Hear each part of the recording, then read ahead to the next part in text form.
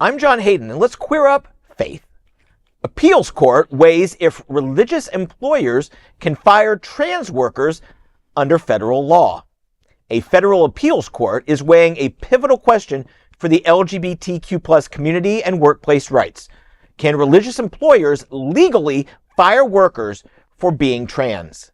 Ellenor Zinski, a former employee of Liberty University, says she was fired in 2023 after disclosing she is a trans woman undergoing medical transition.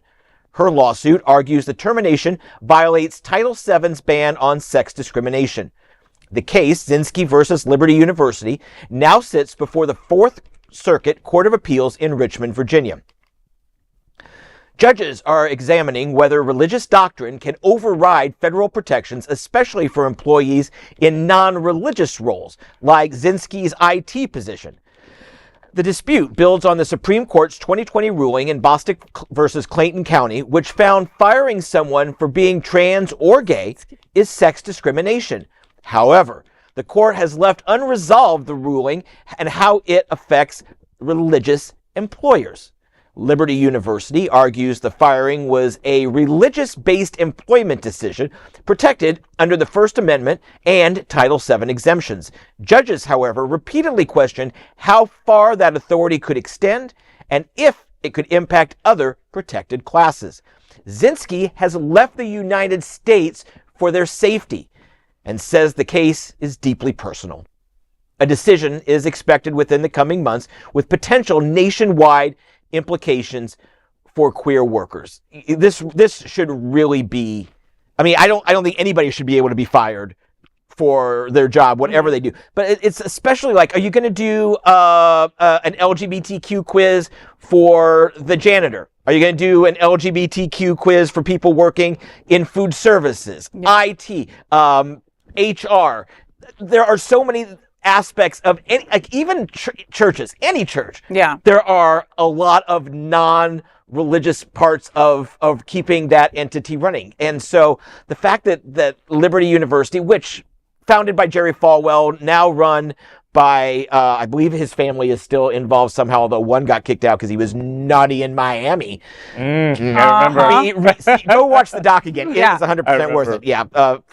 That's all I've got to say. He was naughty in Miami. Hey, but John, so basically your boss can fire you for any reason and say it's a faith thing? Yes. And blame it on faith? Yes. Okay, so I was in this situation. Please. I was actually fired from a church in a non-religious position. This was back in 2013. Probably the most offensive thing that ever happened to me in my life, to be called into an office and to be asked, I hate to bring this up to you, but are you gay? Wow. You know, and I actually at the time I wasn't out to my family. And so I just knew that at that moment, like, not only did I have to, I was never going to deny it, but then at that moment I was like, because of how the telephone game spreads, I'm going to have to come out to everybody, you know, real quick. Yes. With that. I support the decision of religious entities, particularly churches, all right, churches, to be able to fire and hire based on their religious doctrine, because by nature, that is that organization. You can't cry discrimination if you're Muslim and you're not being elected as the pastor, all right? Like if you're at a Christian church, it has to be, you know, part of your denomination and all of that kind of stuff.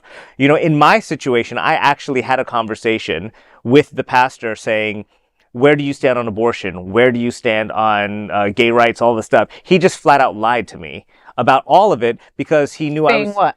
He said, you know what? In our denomination, we want people to talk directly to God and find those answers. When it really was in their denomination, I guess, and enough people were talking, because I guess I wasn't really in this position of being. They knew I didn't have to be Christian. But the fact that I was Christian and gay, not Christian and gay, that was the issue.